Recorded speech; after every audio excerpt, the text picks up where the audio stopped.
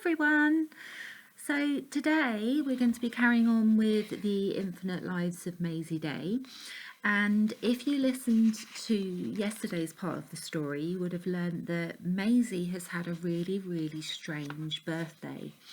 So she woke up expecting big birthday celebrations and her family there with cards and presents, but she woke up and there was no one there. So after looking around the house to see if her family were around and not finding them, she looked outside the front door. But when she looked outside the front door, there was nothing at all. No sun, no street, no houses. So when we finished chapter 1, Maisie was really confused. And chapter 2 starts really interestingly, because the first thing it says is, "Happy birthday, Maisie."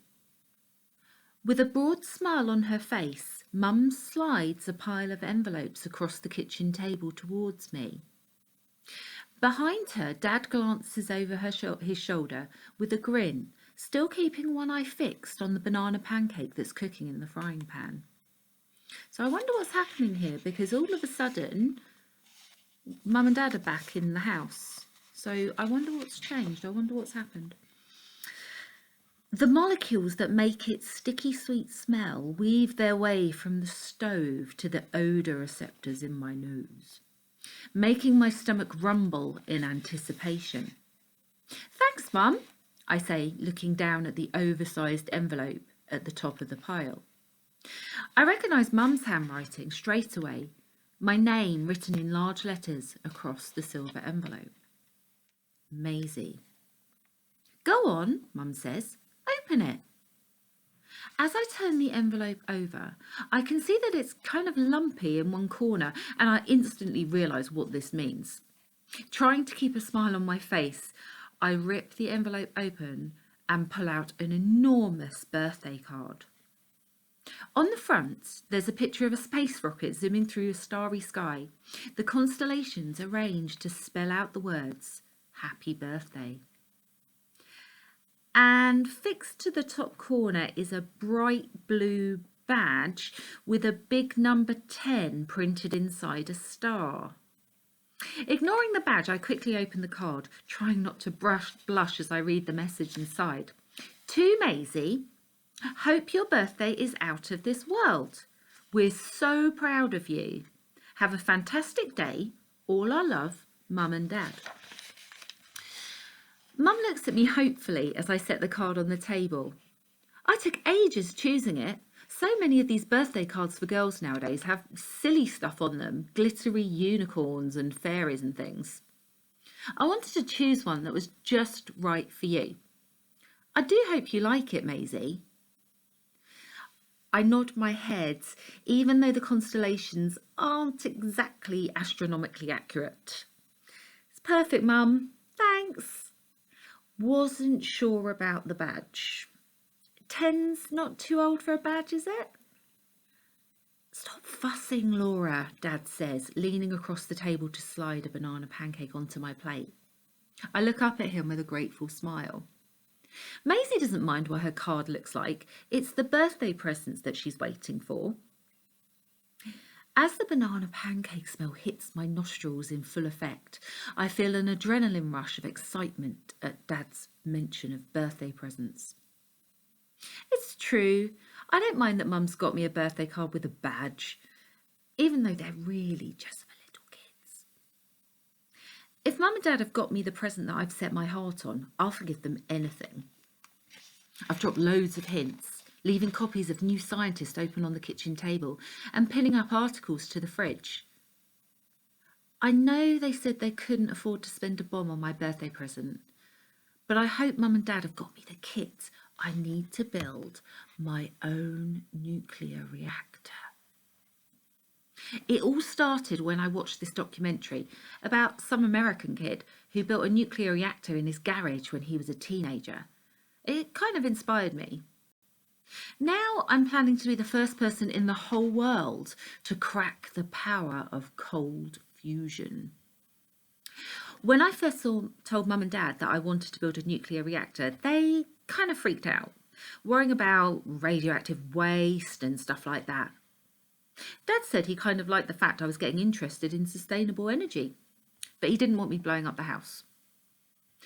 I told Dad he didn't have to worry. You see, most nuclear reactors work by splitting atoms. This is called nuclear fission and releases a huge amount of energy in the form of heat. Inside a normal nuclear reactor, the temperature can reach over 300 degrees Celsius. That's hot enough to melt lead. And then there's nuclear fusion, which is even hotter. Take a look up at the sun. All the light you can see, all the heat that you feel is being produced deep inside the sun when smaller hydrogen atoms fuse together to create larger helium atoms. The energy that this releases is what powers the sun and every star in the sky. When I explained all this to Dad, I could see that he was starting to get really worried.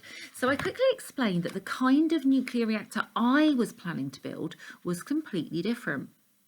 Cold fusion does what it says on the tin. Nuclear reactions at room temperature, not even hot enough to melt the butter in Dad's frying pan.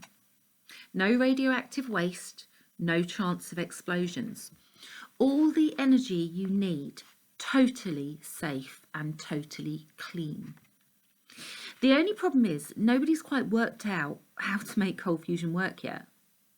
Loads of scientists have tried, but recently I was reading about this experiment that NASA's building, and it gave me a great idea.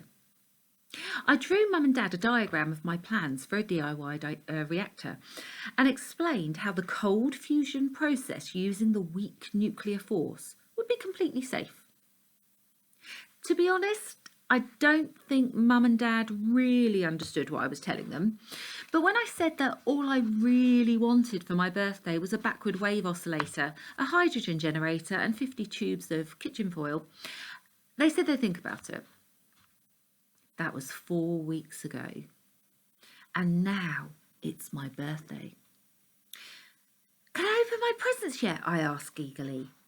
Not yet, Dad laughs, retreating to the hob to ladle another dollop of batter into the pan. Eat your breakfast first, and you've got the rest of your birthday cards to open up yet too.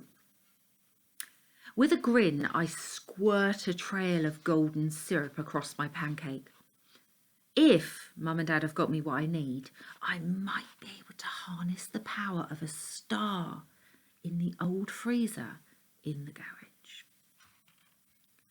I'm just taking my first mouthful of pancake and thinking about how I'll be able to hook up the hydrogen generator when the door bangs open, causing Mum to jump halfway out of her chair. Lily flounces into the kitchen. She's wearing a long-sleeved t-shirt that almost reaches her knees. A picture of some 80s pop star printed on the front. Morning, Lily, Dad says, giving the frying pan a shake. Fancy a pancake? Then he does a double take as he notices what she's wearing. Is that my Cure t-shirt? Lily frowns as she flops down in the chair next to mine. I borrowed it, she says, fiddling with the hem of one of the sleeves. She tugs it down over her wrist. Didn't think you'd mind. I don't, Dad replies with a shake of his head. Picking up a spatula, he flips over the pancake that's starting to sizzle in the pan. But maybe ask next time, okay? Lily sighs with a roll of her eyes. Then she turns towards me and pushes an envelope across the table. Happy birthday, sis! Thanks, Lily, I say, feeling kind of surprised. I didn't think that you'd remember. Well, it was kind of difficult to ignore with everyone going on about it all the time, Lily replied. I mean, you'd think you were the first person in the family to hit double figures with the fuss that everyone's been making. That's not true, Lily, Mum says, reaching out to rest her hand on top of Lily's arm. It is, Lily insists, her voice almost pained as she snatched her arm away. I watched the smile on Mum's face crack a little. I never had any of this for my 10th birthday, she says, gesturing towards the patio doors, through which the poles and plastic sheets for the gazebo can be seen laid out across the lawn. You just took me and my friends to see some stupid cartoon at the cinema. That was different, Mum says, keeping her voice calm, even as her rejected hand trembles in midair. You wanted to do something with your friends on your birthday, but Maisie... Mum's voice trails away. It's okay. She doesn't need to say it because I know the rest of the sentence anyway. It's true. I don't have any friends. The only people coming to my party today are members of my own family. Mum, Dad, Lily, Nana Day and her friend Elsie, Aunt Maggie, Uncle Colin, Auntie Pat, Grace, Jack, all my other aunties and uncles and the rest of my cousins too, even baby Alfie. All ages from 8 months to 80 years old. But there's only going to be one person who's 10, and that's me. You see, because I don't go to school, I don't have a ready-made gang of friends like Lily. She's always going round to her best friend Sophie's house or inviting Sophie, Daisy and the rest of her friends round to ours. They stay up in Lily's bedroom for hours on end. They're supposed to be revising for their GCSEs, but seem to spend most of their time OMGing at the top of their voices. Sometimes I hang around the bottom of the stairs trying to work out what they're actually doing in there, but I can never quite hear what they're talking about. Just the occasional boy's name mixed in with squeals of excitement. And when Mum sends me upstairs to ask if they want a biscuit or a drink, Lily always gives me the dead eye, the room going instantly quiet as soon as I walk in. I used to think Lily's best friend Sophie was nice. She always used to talk to me when I went up to Lily's room. Sometimes I even started to think that she could be my friend too. What used to happen was Sophie would grab hold of her revision textbook and flick to the answer section at the back. Then she'd fire questions at me and everyone would cheer when I got them right. Everyone except Lily. How old is the universe? Which fossil fuel provides the most carbon dioxide? What speed does electromagnetic radiation travel in a vacuum? It wasn't a big deal. They're only simple questions. But it still felt kind of special to have the chance to hang out with Lily's friends, even if it was just for a little while. I thought Sophie liked me. But then, one time, I hung outside Lily's door for too long when Mum had sent me upstairs with the biscuit and drinks. "Oh my God, Lily," I heard Sophie say, the sound of her voice squeezing through the half-closed door. "Your little sister is such a freak." I stood there at the top of the stairs, the mugs of tea and a plate piled with chocolate biscuits trembling on the tray as I waited for Lily's reply. I don't know what I wanted her to say. To stick up for me, maybe? To tell Sophie I wasn't a freak? There's nothing wrong with being academically gifted. But my sister didn't say a thing.